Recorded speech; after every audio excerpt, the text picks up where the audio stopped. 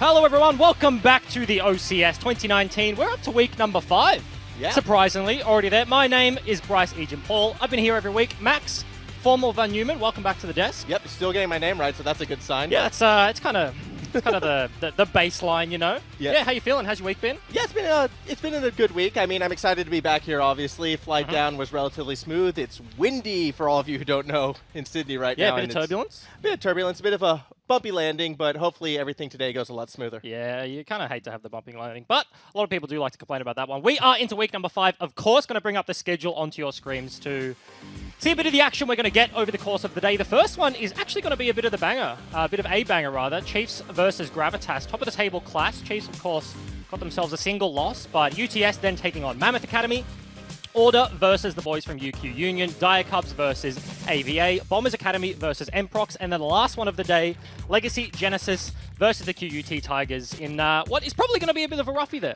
Yeah, it's definitely going to be an interesting one. I like a lot of mixed matches, I feel, today. Like, there's a couple closer games, but a lot of them, it's a higher seeded team versus the lower seeded team at the moment, so who knows? Maybe we'll get some great upsets, but more than likely we could also see some very quick games as well. Yeah, I mean, we're into week number 5, of course. That's 4 weeks of play. You are really getting like a solid gap between the top of the table. Like, we have some 4-0s, we have some 0-4s, and people sort of are just settling into like little sections of the ladder. But there are some interesting ones. The Bombers, I look at them for me, B52, they come out, they had like first 2 weeks was super rough, but now they're on like a winning streak and pretty convincing games. So you kind of have those teams that are shaking up there in the middle. Well, yeah, I mean, the Bombers specifically, because they're the ones who got sort of their full roster back at that week 3 mark. Consistent, they've been going strong, and that's why I think their match against Mprox today, it's going to be very interesting, because that's sort of one of those non-OPL orgs that have come in here, and they've been looking really, really strong, but they have a real challenge today, and I think that's actually probably going to be the most exciting match. Yeah, and you mentioned the roster changes, and I feel like that is going to be a big talking point today, especially for game number 1, Chiefs versus Gravitas. I'm like, top of the table clash. These two teams look very good, but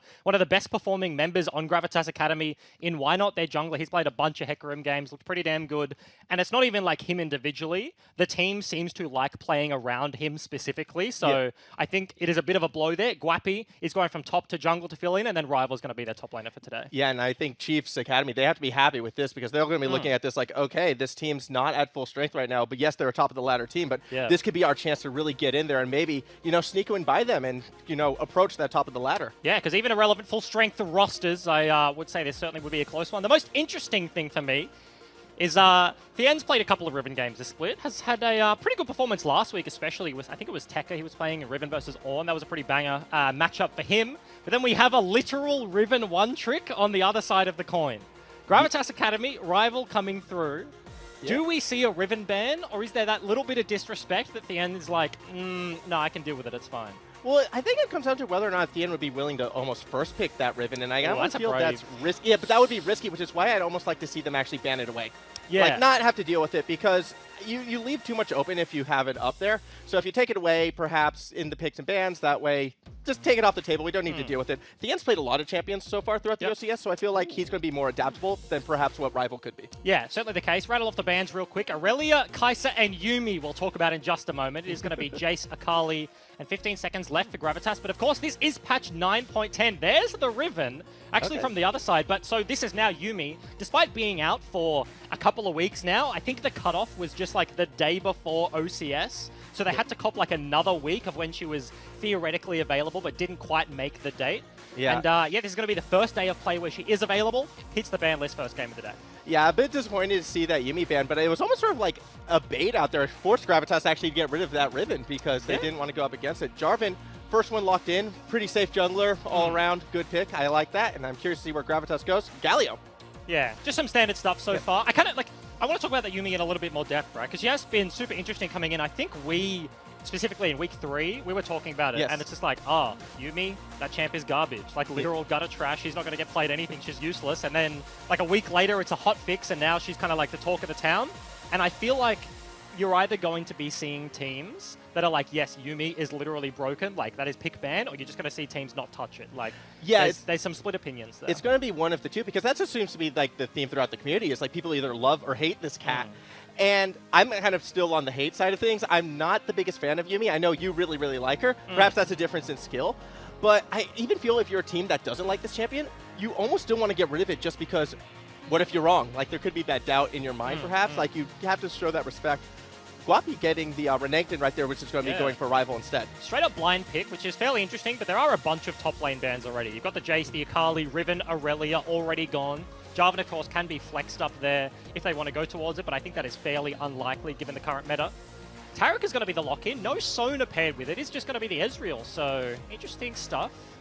I'm actually pretty surprised with that right now, because taking a look back at the Chiefs Academy's sort of picks and bans throughout the OCS so far, Morgana has been their priority in terms of either support or mid laner. It's either been picked or banned either time with the Chiefs. So the fact that they're opting for Taric, which is a bit different, I'm excited to see it. I'm hoping they can adapt with it, but definitely not what I was expecting. Yeah, a couple of different options here, because like you have this like top lane going to jungle, then you have like a sub top coming through. Maybe looking at it, it's like, okay, Gravitas are just going to play engage. They're already locked in the Jarvan. We're denied the Galio rather. We're denied the Jarvan first lock in, but with a Sivir now locked in for Retribution, you kind of look at this comp that is being put together by Gravitas, and it is just a, we want to go in hard and win team fights. Yep. Taric, probably pretty good at dealing with that, right? The support matchup is certainly something to think about, but Taric, given he's pretty strong right now, I think does struggle into the Sivir, but she's not the scariest to lane opponents.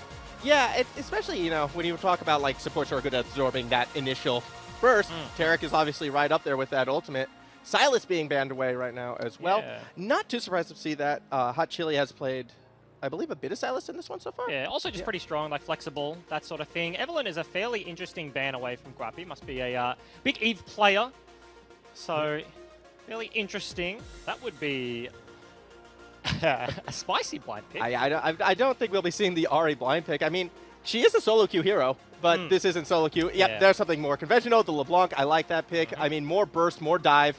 Definitely Gravitas is coming, wanting to be aggressive in this one. Yeah, certainly the case. And of course, that is blind pick. There are things up and available. They did double ban, like, bruises. It was the Camille and the Aatrox away. So the likes of Syndra is exactly what I was going to go towards, right? This is Hot Chili not going for the Orianna, goes for the LeBlanc. Syndra will be the answer there for Beats, who honestly had a pretty good performance on Orianna last week. It was that huge shockwave around the Baron, around the corner, and that sort of stuff. But Victor. There you go. Okay. So where's the Victor going? That'll be Victor top then. Yeah. Yep, Thean on the Victor top. It's interesting, too. I think for both Beats and Thean, they've played a different champion every single week so far, and that trend is continuing now. So it's really fun to see the versatility coming out of both of them. And I think in this sort of draft is where the versatility really does shine, right? You have Aurelia, Riven, Aatrox, Camille, Akali, Jace, like Renekton locked in against you. There's really not a lot of options that are open there for Thean, so locks in the Victor. He's like, I want to stay away from the Renekton, probably going towards more of the Q-Max and just queuing him in the head, building some armor and looking to not die versus what is now a Renekton Zac top side of the map. So gank threat will always be there, and Victor certainly has to play pretty respectfully on the top side. Yeah, as you mentioned before, Zac was that last one locked in, so you have that gank threat, more of that dive as well. Yeah. I'm a little bit worried, though, just because, like, in terms of the Chiefs Academy, like, I feel they can absorb a lot of that pressure quite well, just in terms of Scatter the Weak. Ezreal's always tricky to pin down. You have Taric's ultimate. Like, the engage from Gravitas has to be on point. Yeah, certainly the case. Like, there's a lot of outplay potential here for Chiefs. Like, as you mentioned, like, Syndra can cancel the Zac, and if Zac's not getting in, the Galio's not getting in. You look at the multi-layered engage there. Sivir sort of helps somewhat. Sivir kind of gives Galio access to, like, W flash in a team fight, which he really shouldn't be getting off in a competitive game unless the fight has already been started off for him. So certainly a lot of proactivity here for Gravitas. A little bit less on the hands of the Chiefs, but it's not like they don't have a Jarvan. So they've got an ulti, they've got some CC to look to lock down their opponents.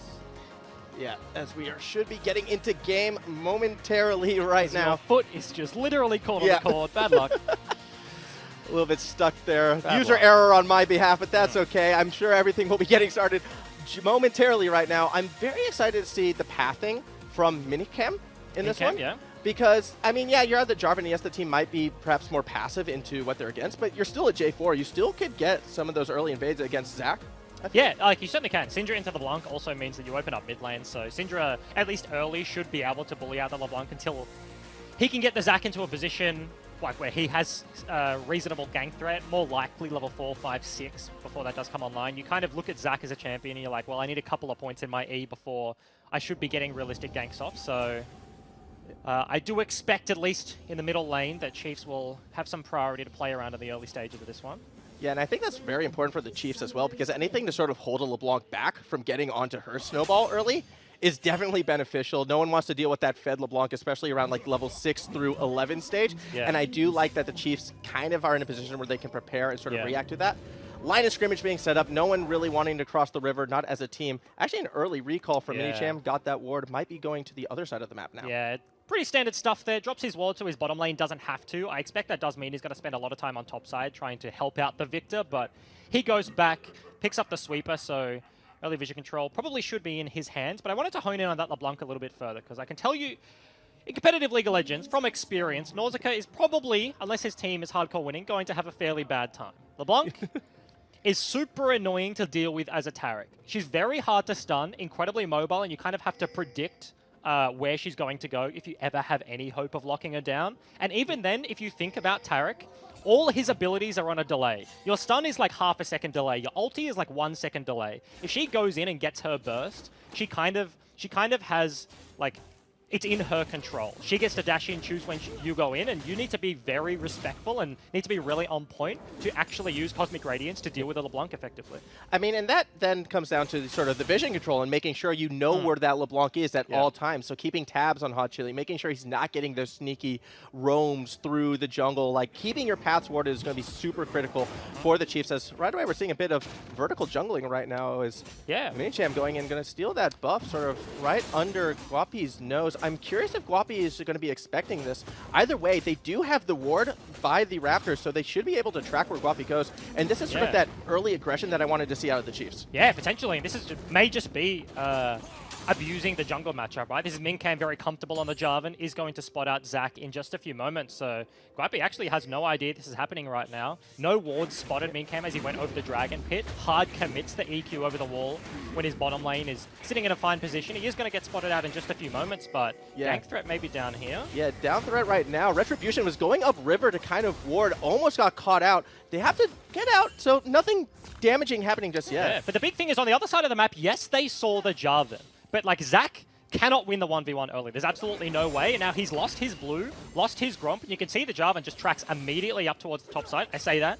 Kind of started stepping, happy feeding around the jungle. But with top priority in the hands of Chiefs, with mid priority fairly neutral at this stage of the game, there's no real way for the Zac to grant access to top side of Mincam's jungle. And it's going to be 3 buffs to start this one off. Yeah, he has to concede the 3 buff. He just didn't want to risk that sort of 1v1 situation against Midcham. I'm curious to see where the Chiefs will actually start to take this one moving forward right now, because they have the jungle advantage pretty firmly in their control. So now it's just looking for an opportunity to abuse that advantage. As we're seeing Mincham right now, he's going towards the top side of the map, but the end has Rival pushed in pretty deep into the tower. Maybe we're looking at mid lane, but then going after a LeBlanc is hard as well. Yeah, I will say it's more likely going to be in the mid lane. I expect that this top matchup is going to get to a point. Rival's going to go through his first reset, come back with the makings of a couple of items. That E was certainly interesting. But like, this isn't going to be the way they want to flex on their opponents, right? Chiefs don't look at Victor and Renekton and be like, yes, let's hard dive the Renekton, let's shut him out of the game. It's much more likely like opening up space to let the top matchup be isolated. Let Victor just be fine, chilling, farming up and getting his Hex Core, getting his upgrades, and you do really want to play around your Syndra much more. Well, Guapi was spotted right here, so I'm curious to see if Mincham will come up right now. We do see Beats having a look right there, trying to find if they can get something, but a good steal of that last Raptor does mean that Guapi once again kind of gets stifled in his efforts. Yeah, being a jungler just sucks. That was that's just an obnoxious play there by Beats. Rips it out as the Zac just has to concede. Got the rest of the little Raptors, but didn't get the Mama Bird, so. Oh, interesting. On a little bit of XP. Movement by Hot Chili right now, trying to keep track of where Mincham is going. Not going to find him just yet. I actually really like that ward from Hot Chili there. He had vision on where the Jarvan is right at this moment. There's no way to contest 1v2. His jungler's gone back to base, but actually gets a bit of vision control for his bot side. Sivir versus Ezreal, you kind of expect once they get the priority that they will be able to maintain that one as long as they know where the jungler is. So exactly in this situation has played out perfectly for Gravitas' mid laner there, right? He gets this vision down, they know exactly where the Jarvan is. Bottom lane has extra information than they would otherwise, and this is just using your mid pressure to open up the bot side of the map, and you can see half HP on Spacer, Nausicaa, ever so slowly running out of mana. The TP will be there to get themselves back into the lane, but it's not huge, but a small advantage down here. It is, and yeah, I mean, immediately reacting, going up, dropping that ward, making sure that they know where Jarvan is, they know if he's going to make any play, they will see it coming, so they can continue to stay safe, continue to farm, and try and get Retribution later into that game, get to that, you know, the bit of the meme of the 3-item Sivir. That could be a goal of Gravitas as they continue to work on it. Meanwhile, Guapi was looking topside, not going to find anything this time around. Only level 4, so 2 points in the E button. Not the biggest of ranges there, as Dan actually doesn't have a point in W, so wouldn't have had the gravity field to buy some space. Rival was attempting to go through possibly the biggest wave that's ever existed in League of Legends, as a tiny, tiny crocodile hasn't gone for a shot yet, so as soon as they didn't find the CC to start that one off, immediately has to walk away, catch the wave, and will probably match his opponent's TP in just a moment. I'm like looking back at the bigger picture, I suppose, and like how Guapi isn't typically a jungler. He's more the top laner. You have the backup top lane there. I'm a little bit surprised that Chiefs Academy, yeah, they had that great 3 buff start, but it hasn't transitioned into too much yet. A lot of that was because of Hot Chili's, you know, ability to sort of track him, get those wards. So they're able to watch it. It's actually in the bot lane. Retribution super low. That's going to be a cheeky first blood for Chiefs Academy. MLG now on his own in a 2v1 situation is going to try and run up river. Zach's Taking a look coming at down. Yeah, Guapi's coming down. A premature flash, and all of a sudden MLG doesn't get stunned. Here comes Guapi, but he misses with his Q as well. It might not matter, however, as one more auto won't be there. Hot Chili is there for the save. Yeah, and the LeBlanc gets the kill off the back end. Nausicaa going to be hitting himself after that one. Very nice 2v2 kill. They take down Retribution. No heal to save him, but immediately trades that back to the LeBlanc. Disastrous turnaround here. First blood means a little bit of extra gold to the hands of Chiefs, but that's some plating, that's some XP. I have to give some credit to MLG as well. Like, he stayed calm throughout that whole thing. He still has Splash available on that Galio. I thought he was going to go down, but nope. He trusted his team to roam down in sufficient time. They get the return kill, so it's a 1-for-1. Yes, first blood goes to the Chiefs, but Gravitas not in a bad situation. Yeah, hits him with the old 1-2. Flashes over the top of his head. MLG holds fast and doesn't blow anything. That's a great read right there.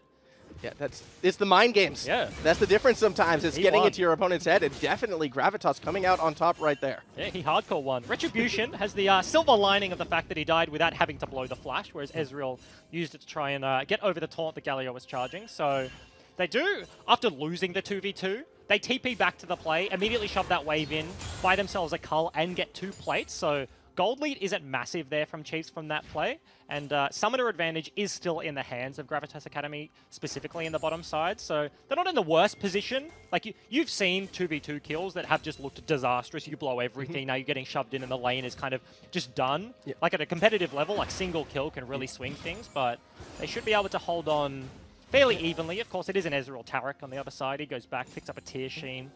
Kind of the optimal build for Ezreal in 2019 at this stage. But it is an Ezreal Taric now without Flash.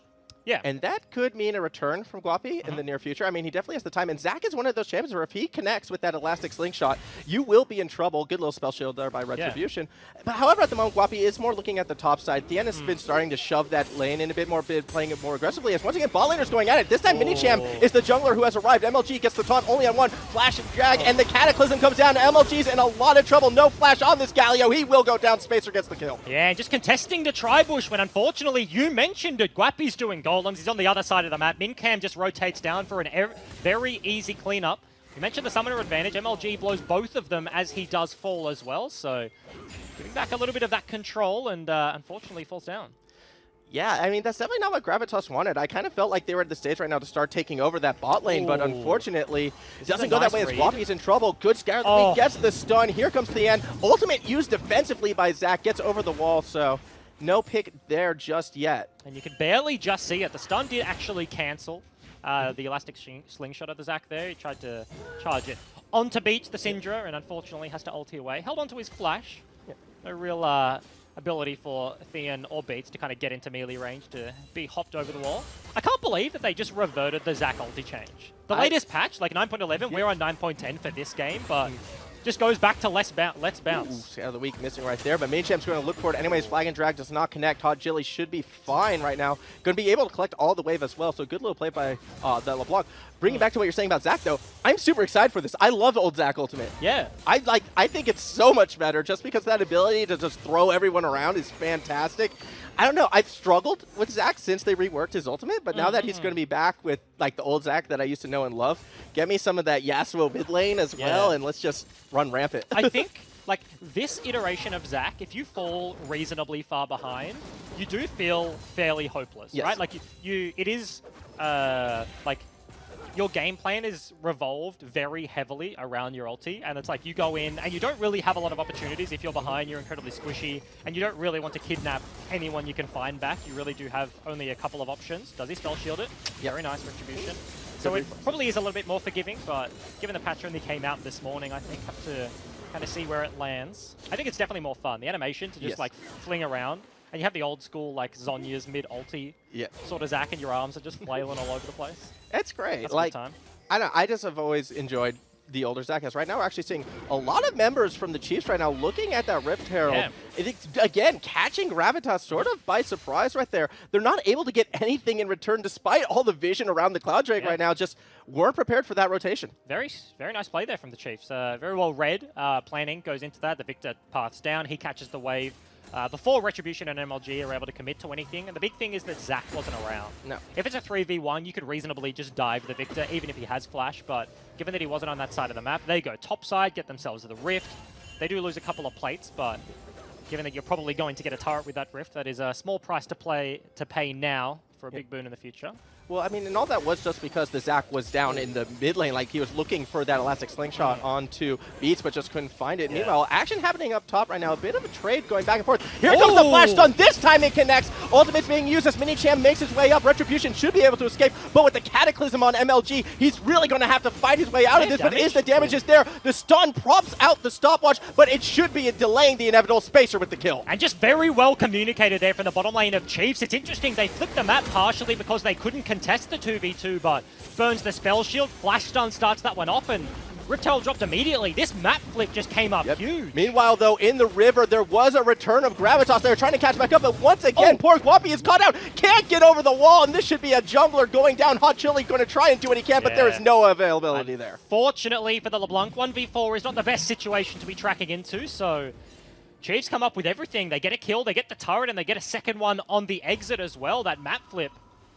Honestly, huge play that Gravitas didn't have an answer for, and now a gold lead almost out of nowhere. They were trending upwards a little bit, but this is 3,000 at 12 minutes. I just feel like Gravitas was a little bit too slow to react to that one right there. Like, they saw the play was happening, and they committed up, and then it was almost sunken cost policy. It was like, oh, we're already halfway there. We might as well try and force something, but really there was nothing to force, unfortunately, for them, and they paid the price for it. And I think it was just well set up, right? Like, Incam walks straight out of base, walks topside through all of the vision. Because Chiefs flipped the map, Gravitas don't have vision on top side, so there's absolutely no way the bottom lane has been there long enough to get any reasonable vision in like the deep lane bushes. So he tracks through the lane, EQ, ulti is there, he has flash if he needs it, and they knew that MLG's flash was already down from the bottom side, so that's just some good tracking on the blue side of the map and get themselves a relatively large advantage here. Yeah, at the moment though, still no one fighting after the Cloud Drake, and of course it's going to be Cloud Drakes for us. Like, that seems to be our thing when we're together. It's just constant Cloud Drake, but this time neither team really wants it, at least just yet. At the moment, Gravitas still sort of seems to have the priority around the Dragon right now, but Chiefs, I mean, they're content with the way things are right now. Take a look at the top lane. You got Thean just sort of pushing in waves, like with that tower down. Okay, he's going to back off right now as Rival's going up there, but that does mean that the Cloud Drake will be started. Yeah, and it kind of does speak to why Chiefs are so willing to flip the map. This is probably just going to be taken out. There's no blasting plan, so Mincam would have to expend the flash if he was to contest, but if you flip the map when they're not expecting and you get onto Rift Herald, as you saw, it's very difficult to be reactive in competitive League of Legends, right? If they get topside and you didn't expect it, then you will lose something if you just try and match, which they did. They lost a kill, they lost a turret, and they lost the Rift Herald. But if there's like an Infernal on the other side of the coin, then you're Gravitas and you're like, oh, hey, we can actually reasonably trade something. Even though we didn't possibly predict the flip, we see them go topside and we can just immediately do an objective. But given that it wasn't air, Chiefs, they go for it. Gravitas are the ones to pick it up, but not the best prize at the end of the day. I'm a little bit surprised, actually, that Gravitas sort of played in that sense, though. So, like, you know, trying to respond to the flip in that way. Only because this is a 4-0 team right now, so you'd think they would be having this energy. They would be sort of a little bit more intelligent in their macro play right now. Speaking of which, taking a look at the map, it sort of appears to be 4 men strong coming down bot. You do have Mini-Champ waiting, and Hot Chili kind of jumping the gun, going in a bit early. Does not have the damage to take down Spacers on the retreat. Elastic Slingshot, though, and yes, this isn't engaged from Guapi. Here comes the heroic entrance. It does kind of connect on Hot Chili right there, but MLG in the middle of everything does make the save. It looks to be a dead Tarek on one side. On the other side, the Retribution in way too deep goes down to Mini-Chan. And now it is low health bars on the side of Gravitas. A big Cataclysm connects with two. One flashes out, the other goes down. It is a double kill for the Jarvan. And the turnaround from the Chiefs, that was a play. They were getting a little bit too greedy. They want the turret, they want the kill, they want the dive. But Gravitas, they had a nice response, but they just got picked off in the rotation.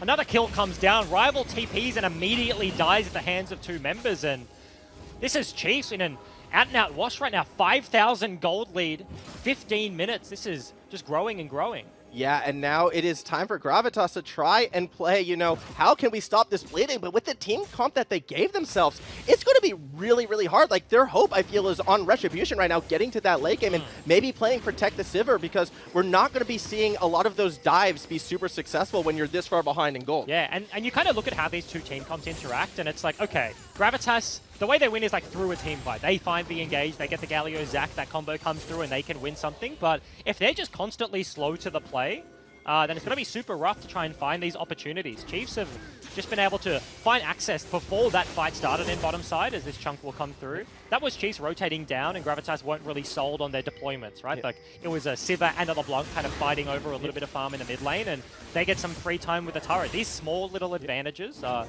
kind of adding up here for the Chiefs. And well, I mean, they build up another to one, a quick 6 rotation. Yeah, quick rotation. This should be a tower going down. But take a look at the backside right now. Hot Chili trying to find his way there.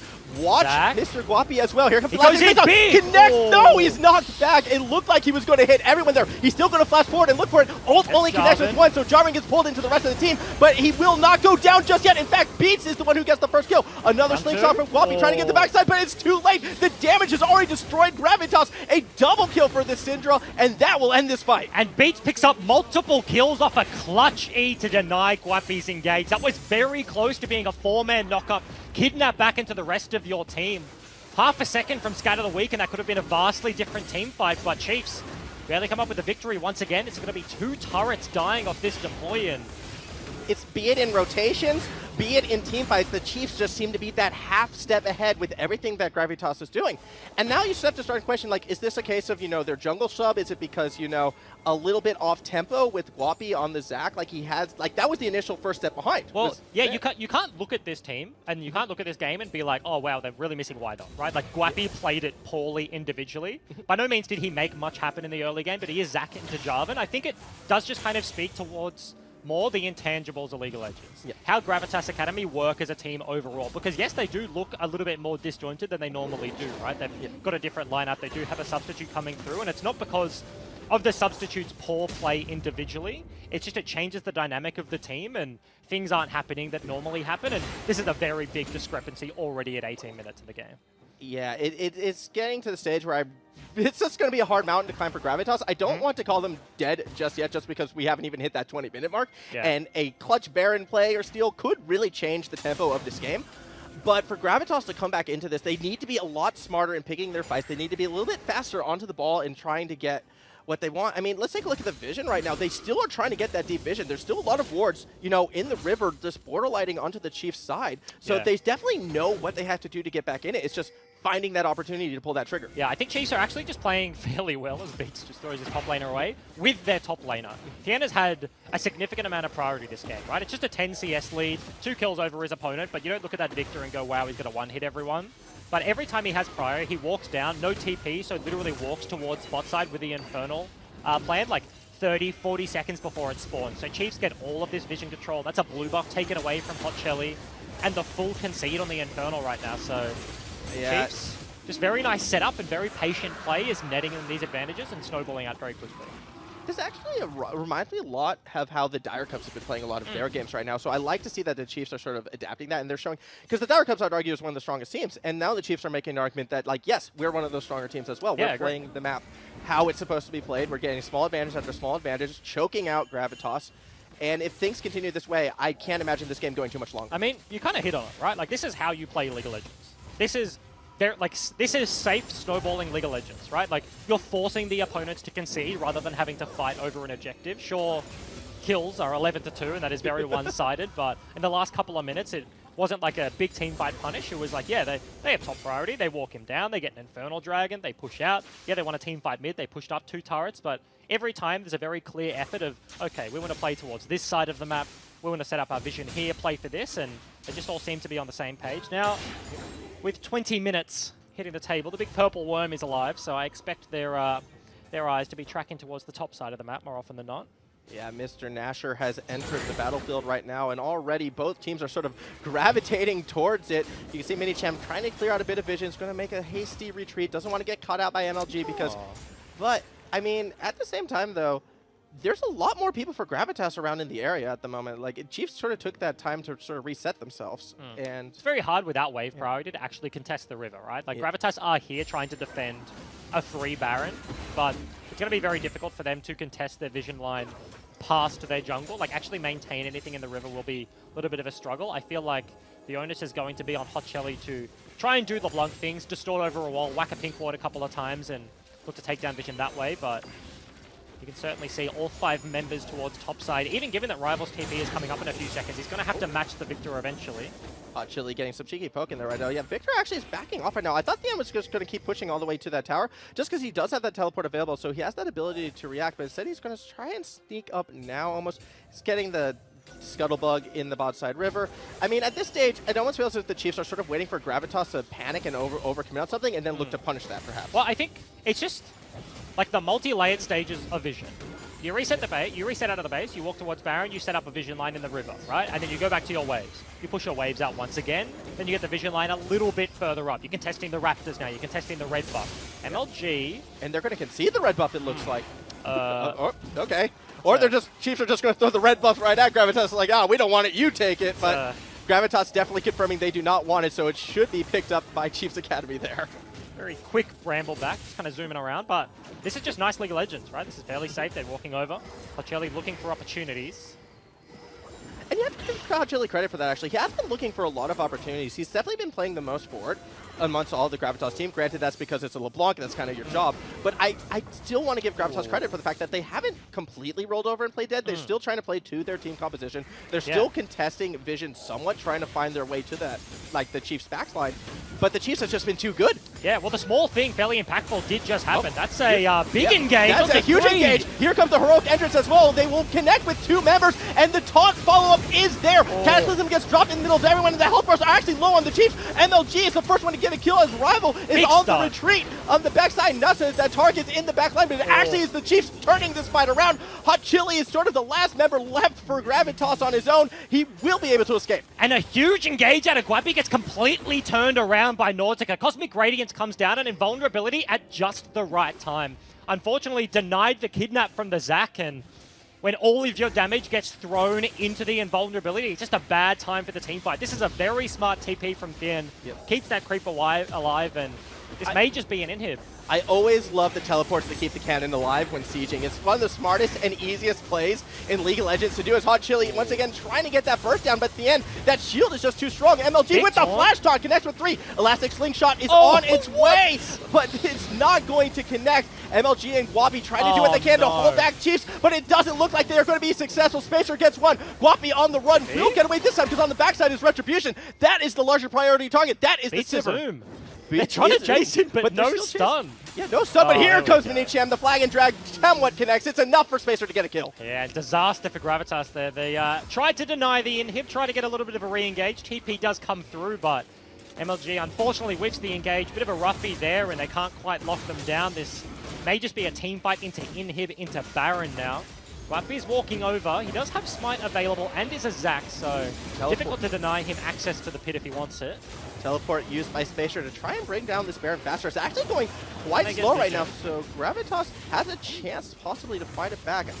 0 pink wards in any of the 3 contesting inventories right now, so MLG is coming, but Guapi's just going to have to... They're looking for it. They may have caught Thien, actually. That damage onto the Victor is huge, but it's not enough to secure the kill. Rival here. That's vision.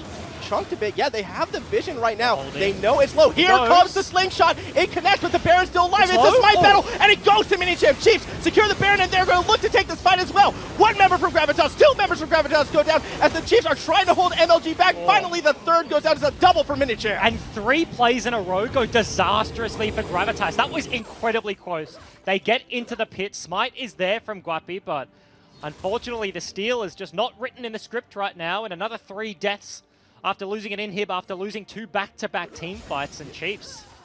And the thing is, carries are enormous. 0 deaths on all 3. This is a one-sided affair. That's what I was about to bring up. Like, Gravitas didn't get anyone back on that Baron fight. It was not an ace, but like, you know, everyone on the Chiefs does now have Baron, so they're going to be able to siege how they most seem fit. At the moment, there's no teleports available, so I can't imagine too much emphasis on split push. So they're actually going to collect the Infernal Drake first. But yeah, it just Gravitas is in such a tough situation right now. Yeah, you kind of have, as you mentioned, all of your options open. When you do have Baron, like, TP doesn't mean that much. They can push in bottom side, take down this turret, and as long as you're trying to contest turrets that are reasonably close to the base, if you're in an inner or literally on the inhib turrets, then you're not realistically going to be TPing to join the fight in another lane. You're probably much more quickly going to just walk over. So the fact that Thean does have the Baron available and is the victor to try and kite out the Renekton if he does get put in that matchup, then he can go towards that if he wants, but this just looks like a straight-up 5-man group here from Chiefs Academy. They're bringing over beats ever so slowly, and you can see the pings on the wave, so you know exactly what they're going to go for, contesting on this next one that will crash. I mean, why not group as 5-man at this stage? You have such a large gold lead right now. It's over 1K in advantage for the Chiefs. If you take a look at the items, unfortunately, like Hot Chili is so far behind when in compared to Beats. Yeah. Same thing when looking at Spacer and Retribution. It's just the damage is not quite there for Gravitas at the moment. So any team fight, I feel, even with that perfect engage, I'm not sure it's going to be enough. And they even got the turret in a 4 versus 5. Beats wasn't even at the play yet, and he is really the one that can deny Guapi access to the backline. Scatter the Weak is the ability that needs to sort of cuck the Zac from being able to walk into that one. So 4v5 uncontested, double inhib now gone, pressuring the Nexus. Yeah, this is actually a very dire situation for Gravitas right now. If they don't make the play, this could be it for them. The first Nexus tower does go down. Elastic Slingshot is being charged, but not committed on as sieging continues onto the second Nexus tower. The end sort of acting as that front line, trying to hold people at bay just with this damage. And here comes the attempt, but it does not connect. Ultimate from Narcissus gets a lot. Cataclysm holding a lot of Gravitas in place. And with this fight, health bars dropping on Gravitas. This should be the game. Chiefs actually doing a bit of work onto that Nexus as well as we continue. Finally, it goes down. Chiefs win it. Yeah, Chiefs pick up the victory. They hand the undefeated Gravitas Academy their first loss of the season in a pretty one-sided affair. They had the tool to deny Gravitas' comp, and once the gold lead went in their hands, right, it was a couple of early macro moves. It just looked good from there on out. Yeah, Chiefs definitely a lot different from when I saw them last time here when they were against Legacy Genesis. They were a little bit slower. They were making some little bit of actually like mechanical mistakes in that game as well. But this time they looked, that was the best OCS game I've actually seen, that I have seen. Okay. This is comparing it to week 3. Nice hedge. We're Okay. Yeah, so, no, like that was super dominant, and I also like the fashion that it happened. Right, this wasn't just like 2 teams like headbutt and see who wins. No, like that like does take a lot of skill to be able to like manage the team fights. But this was just like an outsmarting. It really did start with that early rotation. The map flip, they got the Rift Herald. That turns into a 3,000 gold lead. Another fight afterwards, 3,000 turns into 5,000, and it looked like a wash from that point. Right. Exactly. It was just, unfortunately, Gravitas a little bit too slow in reacting to everything that the Chiefs had to offer. And, you know, if a team's a little too slow into reacting, why not run a Taric? Because you have that delay, as you mentioned at the very start. Every team fight, Taric ulti came down and denied what they had to throw at him. But that was game number 1. Don't go anywhere. Chiefs pick up the victory. We'll be back after these 3 minutes.